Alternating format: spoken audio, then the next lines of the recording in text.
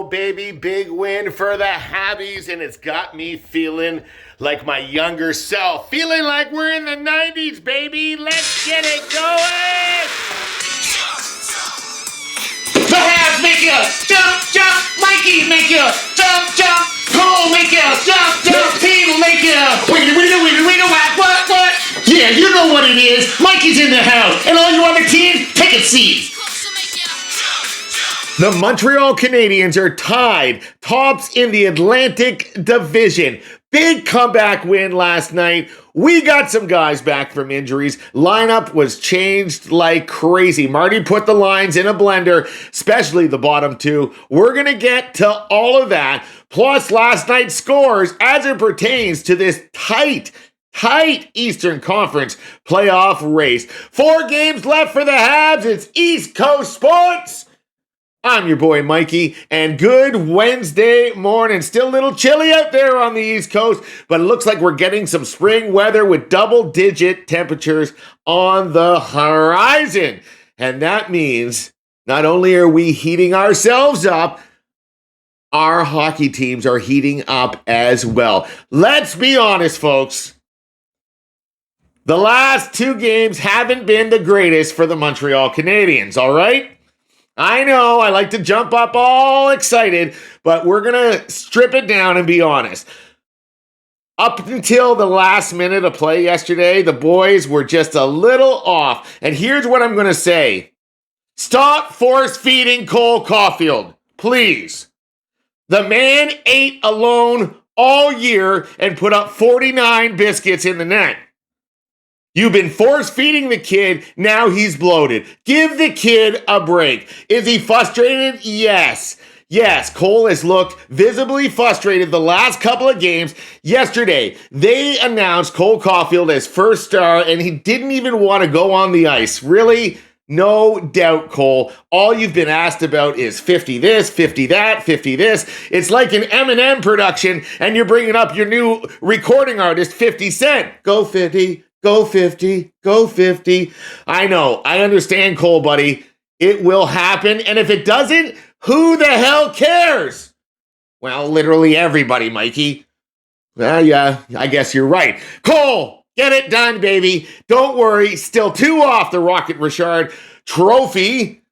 Nathan McKinnon last night in a winning effort did not score, and Nate Dogg has been cooling off just a little bit. Let's get to the scores last night in the Eastern Conference. I told you this is tight. Montreal scores 20 seconds left in the game to tie it, win it in a shootout. They get a big 2 points. Now they are tied with Tampa and Buffalo at top of the Atlantic because last night, the Ottawa Senators, as I prayed for, did the Montreal Canadiens a little bit of help. They beat Tampa and they beat them good. Wow. Ottawa.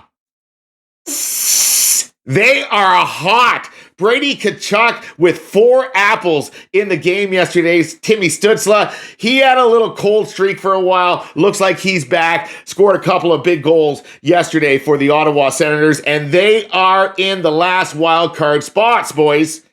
Ottawa, 2 full points up on a couple of different teams now, and that playoff picture is starting to get a little more clear. I think there's some teams with some things to say in the coming games. Again, Montreal, Tampa, Buffalo, all tied with 102 points. Buffalo did not play last night. That means they are going to play tonight. Buffalo is at the Rangers in Madison Square Garden to face the Rangers and look for Buffalo to continue to steamroll. Was I wrong about Buffalo? Are they for real? I don't know. Teams tend to act a little different when the bright lights of the playoffs come along. Trust me, we know all about it. Here's what I've been getting a lot of lately. Montreal's too small. Montreal's not going to get it done. Montreal will fold once they get to the playoffs. All right, you're entitled to your opinion, and I'm entitled to this. Keep my damn team's name out your mouth, fool. Talk about Montreal. Don't worry about us, bud. You don't got to worry about us. I know Montreal is a wagon in the making. And I know you see it too. So don't worry about my team. You keep worrying about your team, and we'll keep doing our thing all the way to the Stanley Cup final. And if we're going to get there, there is one individual that will help us get there. His name, say it with me, Jakub Dobeš. This guy made some unbelievable saves yesterday. I'm telling you, have you been watching these games? I know. Sometimes our defensive core doesn't look the greatest.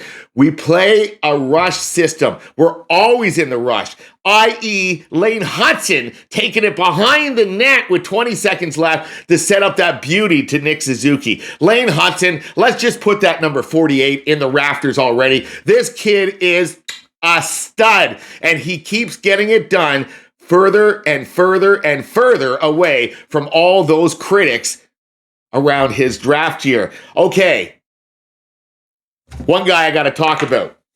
Sleeves rolled up. Kirby Dach.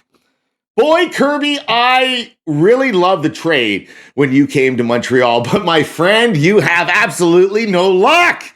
Kirby Dach got back from an injury yesterday. Within about 5 minutes, he takes his own player's stick to the face, has to go get stitched up. Man, blood was dripping, and my boy Kirby, he did come back and finish the game. Here's what Kirby Dach is. He's like a 6'3", 6'4" Western Canadian kid. When he first got into the league, he threw the body, he set up plays, he scored big goals. He was going to be a big player, a former Team Canada player back in the junior days. Since then, Kirby has not had one full season in the NHL in his 7 seasons, including injury-peppered years for the last, 3 or 4 years here in Montreal. Knock on wood, knock twice, knock 3 times if you have to. Please, Kirby, please stay healthy for the playoffs, because something tells me you're going to contribute in a big way. Also back from injury yesterday, Alex Texier. That kid has silky smooth hands. They are soft as butter, baby. Silky. Wow, did you see that goal in the shootout? He is going to be able to contribute. With those two back, guess who was out? Brendan Gallagher. The heart and soul, the Huey Lewis of the Montreal Canadiens was out. I know, Brendan. I know it didn't feel good sitting out. But also, I know you didn't bitch about it one bit. You're a total professional and a total team player. What's going to happen in the playoffs? Is Michael Hage going to be on this team as well? Because Marty St. Louis looks like he's not scared to blend the lines up a little bit. Zing, zing, zing, zing, zing. And something tells me Marty's looking more for wins than individual awards. He's looking for more for wins than, well, let's just call them feelings hurt in the playoffs. I'm very interested to see. One thing I was surprised about, broke up the duo of Demidov and Oliver Kapanen last night.